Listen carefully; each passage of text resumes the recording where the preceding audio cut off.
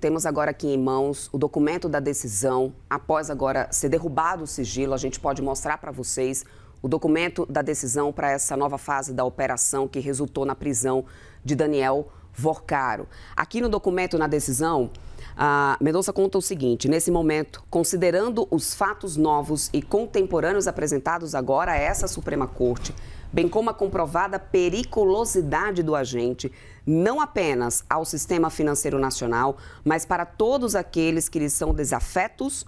cuja resposta oferecida pela organização criminosa é rápida, premeditada e violenta, com o uso reiterado de coação e grave ameaça por uma espécie de milícia privada. A Polícia Federal considera que a decretação da prisão preventiva de Daniel Bueno Vorcaro, líder da organização criminosa, perceba, Daniel Vorcaro aqui apontado na decisão como líder de uma organização criminosa nesse momento, e que Fabiano Campos Zetel era o operador financeiro do grupo, do sicário Luiz Felipe Machado de Moraes Mourão, o mais conhecido como Felipe Mourão, e do policial federal aposentado Marilson Roseno da Silva. É medida que impõe para a garantia da ordem pública, da ordem econômica, por conveniência da instituição criminal e para assegurar a aplicação da lei penal, uma vez que a vasta prova, olha isso, vasta prova da existência do crime de indícios suficientes de autoria, bem como se encontra devidamente evidenciado o perigo concreto gerado pelos investigados que permanecerem em liberdade. Então, veja, eles detalham aqui nessa decisão, vou até ampliar aqui para vocês conseguirem acompanhar melhor, né, de casa, eles detalham aqui na decisão a comprovada periculosidade do agente, e não apenas pela questão do sistema financeiro nacional, mas por todos aqueles que lhes são desafetos, ou seja, toda e qualquer pessoa que, porventura, estivessem colaborando com as operações e poderia ser, então, considerado como desafeto. A resposta oferecida por essa organização criminosa, pela organização criminosa, era rápida, premeditada e violenta, com o uso reiterado de coação e grave ameaça por uma espécie de milícia privada. Portanto, então, por isso, a Polícia Federal, considerando que a decretação da prisão preventiva de Daniel Vorcaro, líder da organização criminosa, se fazia, nesse momento, mais que urgente. Danilo, isso por si só já traz, eu acho que um outro corpo, uma outra embalagem para essa situação, porque não se trata apenas, e isso por si só já teria um grande prejuízo e seria, né, inimaginável, a questão do impacto no sistema financeiro ou, de qualquer maneira, o prejuízo para todos os investidores, aposentados e pensionistas. Afinal de contas, a gente está falando de crimes de fraudes financeiras. Além disso, a gente tem crimes de coação, violência, para aquelas pessoas que eram consideradas como desafeto dessa organização criminosa. Ou seja, é uma decisão bem embasada e na execução, então, portanto, aparentemente, aqui pelo que a gente tem no documento, em cima da execução de outros crimes. Exatamente. A gente tem aí de maneira bastante clara e incisiva o relator André Mendonça indicando que havia uma iniciativa muito gravosa no que diz respeito a tentar impedir essas investigações. Fica muito claro na sua decisão como ele é incisivo em apontar que haviam evidências claras de que havia uma operação de maneira a tentar atrapalhar essas investigações, como a gente já tinha trazido mais cedo, por exemplo, até com ameaça às possíveis testemunhas que poderiam trazer mais informações sobre esse caso. Para a gente continuar destrinchando esse documento, vou pedir para o nosso comandante da nave aqui, o Edu, se ele poderia colocar na página 15 desse documento que a gente tem, no que diz respeito especificamente ao detalhamento sobre qual seria a atuação de Paulo Sérgio Neves de Souza, que é esse ex-diretor do Banco Central que foi afastado. Muito interessante o que a gente tem aqui no parágrafo 52, que a gente tem uma indicação de que, à época dos fatos, Paulo Sérgio Souza ocupava o cargo de chefe adjunto do Departamento de Supervisão Bancária do Banco Central e, nessa condição, manteve interlocução direta e frequente com Daniel Vorcaro, que era o controlador do Banco Master, passando a atuar, e olha que interessante, informalmente em favor dos interesses da instituição financeira, leia-se Banco Master, submetida à supervisão da própria autarquia com a qual mantinha o vínculo funcional. olha aqui, deixando muito claro, passando a atuar informalmente o ex-diretor do Banco Central a favor dos interesses da instituição financeira. Aí ele continua aqui abaixo nesse parágrafo 53. Os elementos informativos reunidos indicam que Paulo Sérgio prestava consultoria informal e contínua ao referido investigado, Daniel Vorcaro, fornecendo orientações estratégicas sobre a atuação do Banco Central em processos administrativos envolvendo o Banco Master, inclusive sugerindo abordagens e argumentos a serem utilizados em reuniões com dirigentes da autarquia reguladora. Aqui ele faz um detalhamento de como Paulo Sérgio poderia ter atuado em favor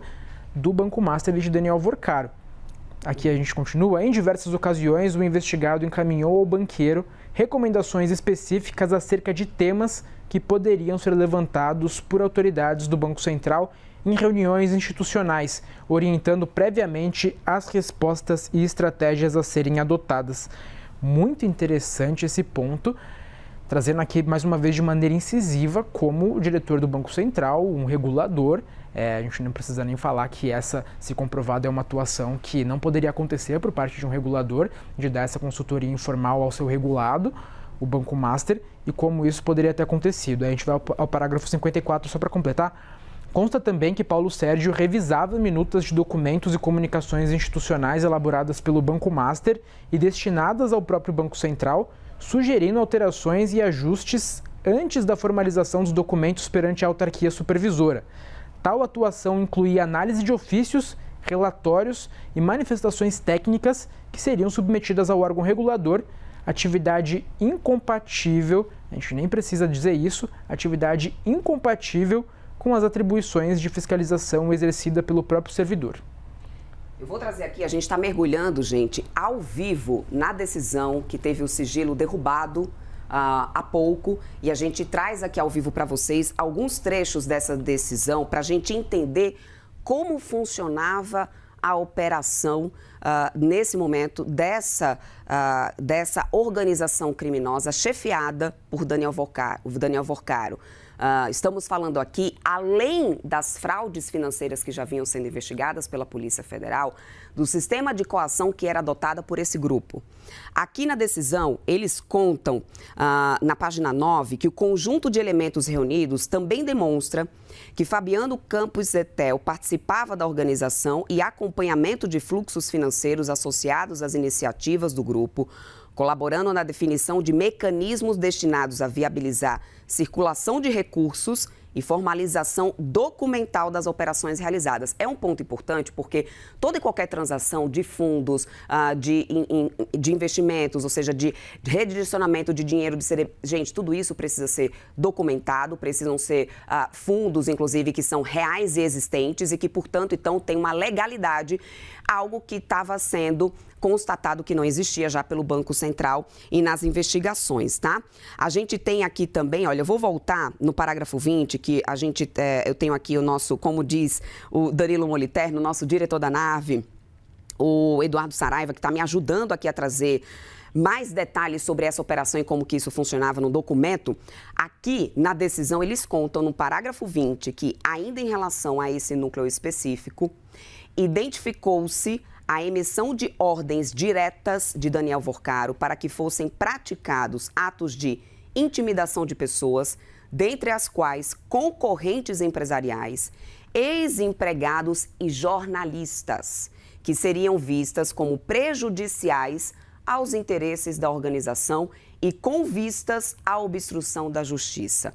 Quanto a esse último aspecto, foram identificados registros indicando que Daniel Bueno Vorcaro teve acesso prévio a informações relacionadas à realização de diligências investigativas, tendo realizado anotações e comunicações relativas a autoridades e procedimentos associados às investigações em andamento. Os elementos analisados, e aqui eu reforço para vocês, esses elementos, gente, são baseados em tudo que foi apreendido de material, inclusive dos celulares de todos os investigados, tá? Os elementos analisados também apontam que Daniel Vorcaro manteve comunicações com integrantes responsáveis pela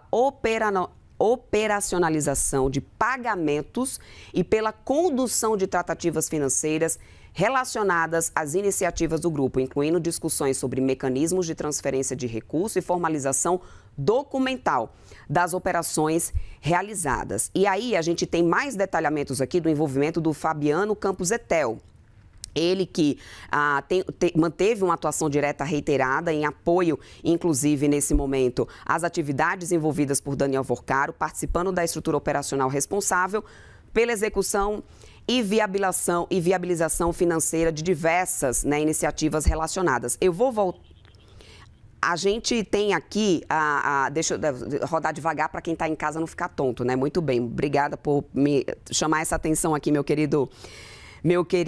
editor Eduardo Saraiva. Vamos lá. Eles trazem aqui que essas investigações apontam, além dessa gestão de conduta, a condução de tratativas financeiras envolvendo terceiros, recebendo orientações e repassando informações relativas à execução dessas movimentações. E aí aqui tem uma parte interessante no parágrafo 26. Além disso, foram identificados elementos indicando que Fabiano Campos Etel atuava na operacionalização do pagamento destinado a um grupo informal conhecido como A Turma, estrutura utilizada para realizar atividades de monitoramento e coleta de informações de interesse do grupo investigado, bem como pela prática de atos de coação e intimidação de pessoas, dentre as quais concorrentes empresariais, ex-empregados e jornalistas que seriam vistas por Worcaro como capazes de prejudicar a organização criminosa. Gente, é um documento extenso dessa decisão, com várias páginas, documento que foi agora, que teve o sigilo agora sendo derrubado e que a gente vai seguir aqui em Breaking News com vocês, trazendo todos os desdobramentos e também a leitura desse documento para a gente entender exatamente o que trouxe a base para a prisão, a nova prisão de Daniel Worcaro, as investigações que estavam sendo feitas e as provas de como funcionava essa organização criminosa, que agora aponta Daniel Worcaro como chefe de uma organização criminosa, agindo através de coação, inclusive daqueles que eram apontados como contrários, ou seja, como inimigos, né, nessa situação do grupo nesse momento. Tendo, inclusive, ali já um grupo denominado como A Turma, e que, através disso, ordens, inclusive de coações, eram dadas.